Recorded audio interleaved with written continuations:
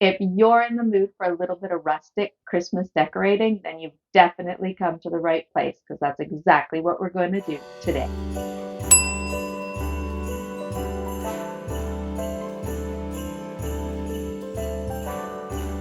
Okay, so this inexpensive holiday DIY, I found this half bucket at Canadian Tire. It was like $5 on sale, and I loved that it had a flat back and that it had the ability to be hung if I wanted to. But I thought that it just needed a little something something. It was a bit plain, and we're going to see how we can transform this really simple tin bucket into something that just screams Christmas.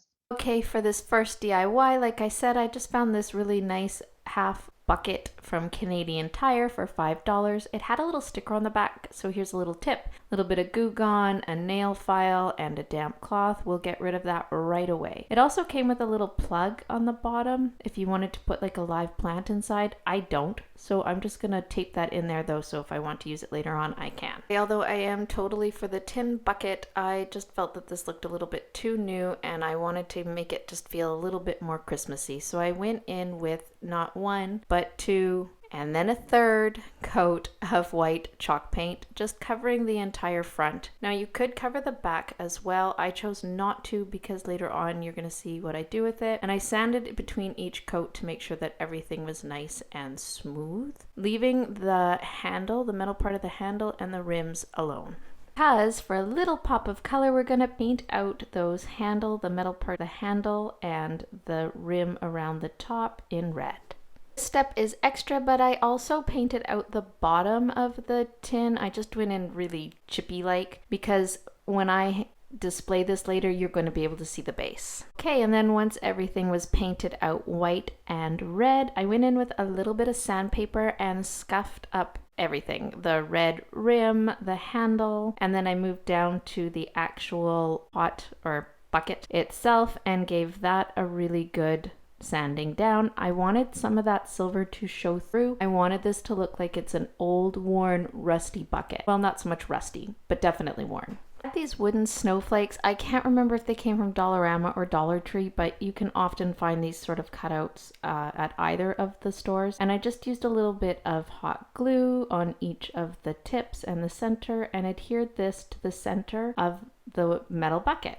I applied 3 of them. One of them I stained a little bit darker color. I don't show this because I actually did this like a year or 2 ago. Once I had all the snowflakes attached, I just simply went in with a little bit of faux Christmas greenery, some white berry picks, and a few pine cones. And here's the finished look. What do you think?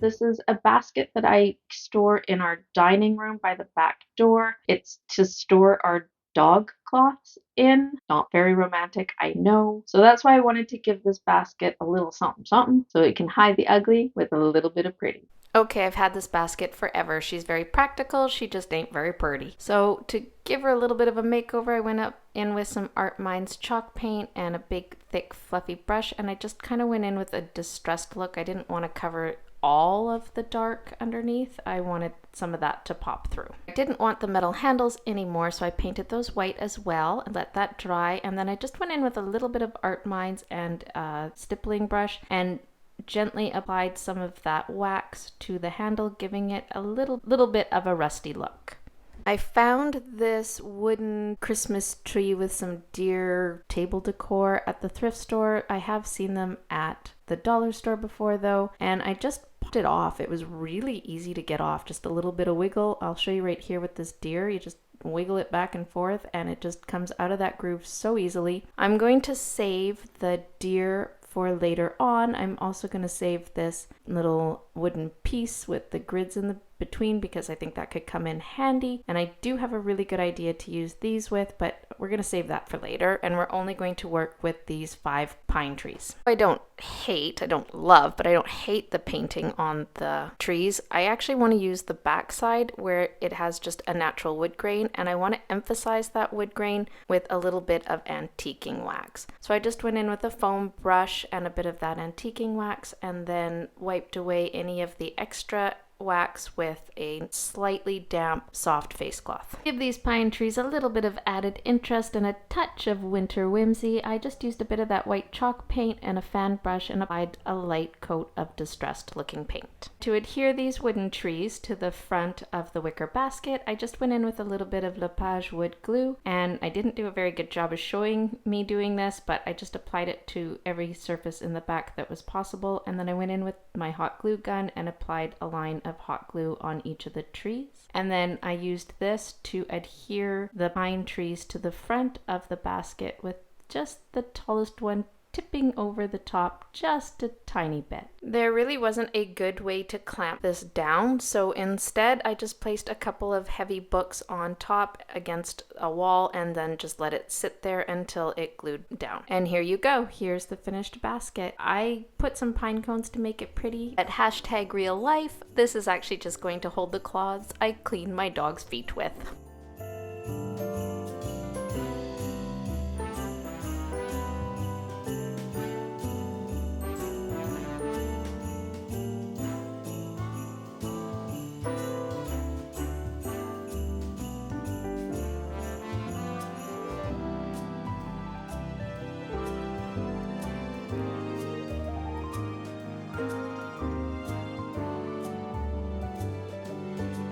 These little terrariums are everywhere. You can find them at craft stores, find them on Wayfair. I've seen them at Dollarama. They're just those simple little glass diamond shaped terrariums. And I'm going to show you how you can take those and holidayify them really easily. They look spectacular. Okay, this is one of my favorite winter tricks, Epsom salt. Epsom salt makes perfect faux snow. If it's in an airtight container, it stays glistening. If it's not, it just dries out and looks like fluffy white snow. Either way, it works. And we're just going to use a measuring scoop to place a couple of scoops of this Epsom salt into the bottom of each of the terrariums, shaking it around, making sure all the lumps and bumps are out.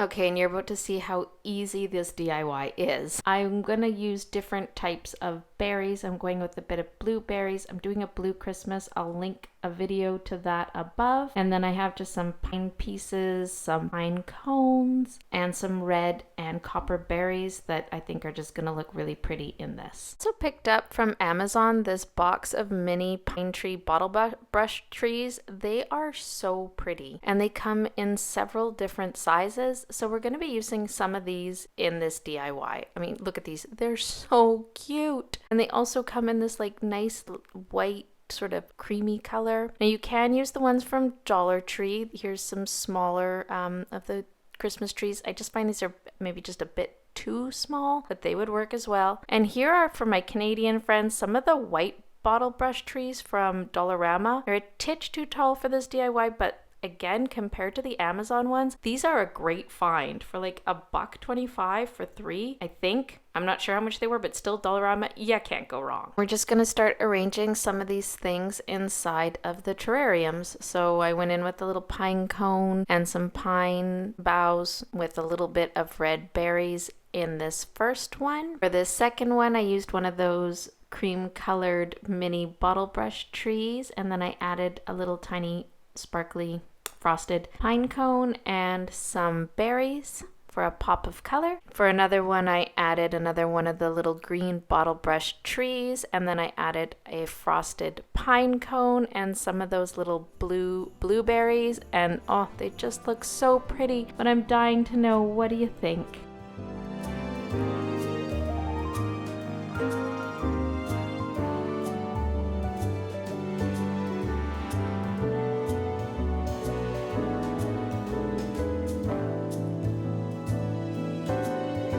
Okay, my hubby, he loves mushrooms. He has a mushroom farm in our backyard. He loves to forage for mushrooms. He's all about the mushrooms, the healthy, good kind of mushrooms. So I thought it would be kind of cute, seeing as this year mushrooms are huge. I thought it would be cute to do a bit of a mushroom motif for my hubby.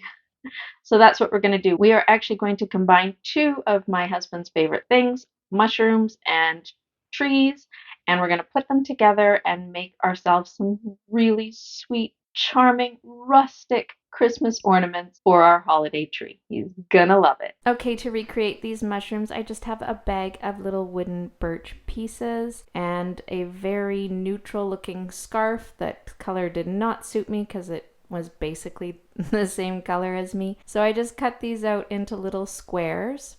Now to stuff these little mushrooms, I have this pillow I bought from, I can't remember if it was, again, Dollar Tree or Dollarama, but it was one of the dollar stores for like a few bucks. And I just use this to take out the stuffing all the time to recreate different DIYs. You're just going to want to start by taking a bit of that stuffing and scrunch it up into a ball and then fold over one end of the cloth over top of that. Apply a bead of hot glue and then fold over the next corner so that it's over top of the first. I would recommend using heat protectors to do this. I burned my fingers so many times before I finally caved and used it. And then yeah, you just want to keep doing that, folding over each end, each time adhering it with a little bit of hot glue. And then you're going to want to take the other ends and start folding those over into the middle so that you end up with this little adorable mushroom shape. Then using a pair of scissors, just cut away any spare threads, and with that hot glue gun, adhere the little pieces of wood to the bottom of each of your mushrooms. And these look so cute. Now you can use them as is, or maybe place a bunch in a little basket, or you can hang them on your Christmas tree. So that's what we're gonna do. We're gonna hang these on our Christmas tree. So we're going to attach a little bit of yarn or twine to the top of each by using a threading needle and a little piece of wood bead. And then I just simply looped this in, tied it at the top so there was a little tassel, and there you have it. The most adorably charming way to decorate your Christmas tree.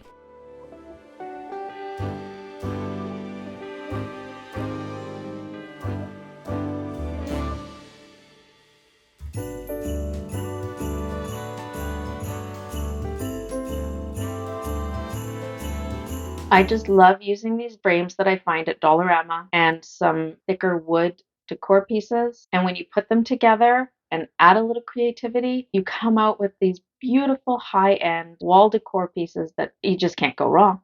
You just can't go wrong. Okay, here's the wooden sign that I got from Dollarama, but now you could always find very similar signs at Dollar Tree, and if not, you could always just use one of those flat signs from Dollar Tree and then use some spare wood or Jenga blocks to create a frame that would give you a very similar, if not the same look. Now you could totally paint out this background, or you could use some burlap ribbon. I've done that before to cover up the front of it, but I'm gonna go in with a bit of this decorative mesh. I don't even know what to call it. It's like a burlap mesh that I got, and I love how it has like almost like a candy cane stripe motif to it, and I think that this is just gonna look really pretty as a background. Now all I did was lay it on top of the frame, measure it out, cut it out to size.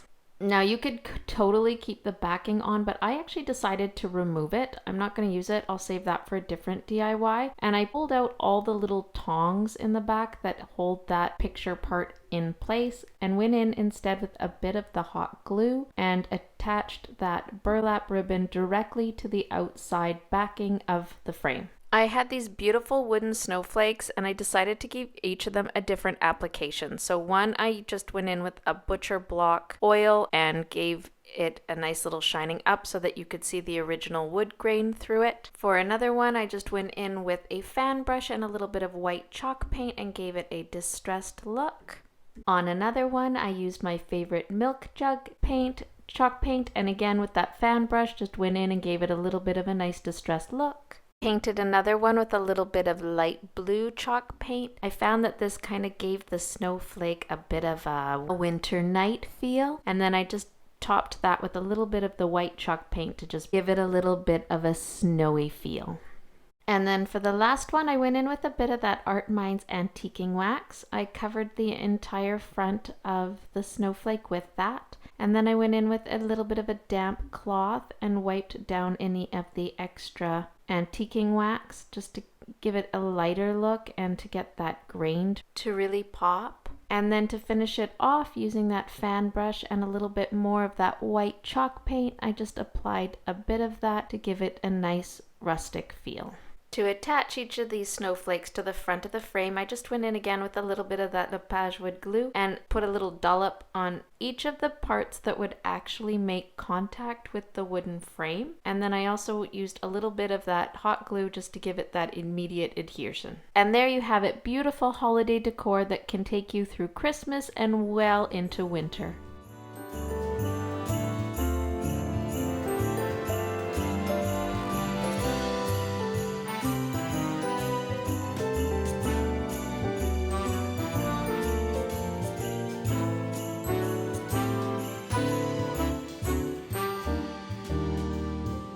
Well, that's it for today's Christmas DIYs. If you enjoyed those, make sure that you subscribe, give me a thumbs up. If you hit the notification bell, it'll let you know the next time I upload. Oh, and you might enjoy these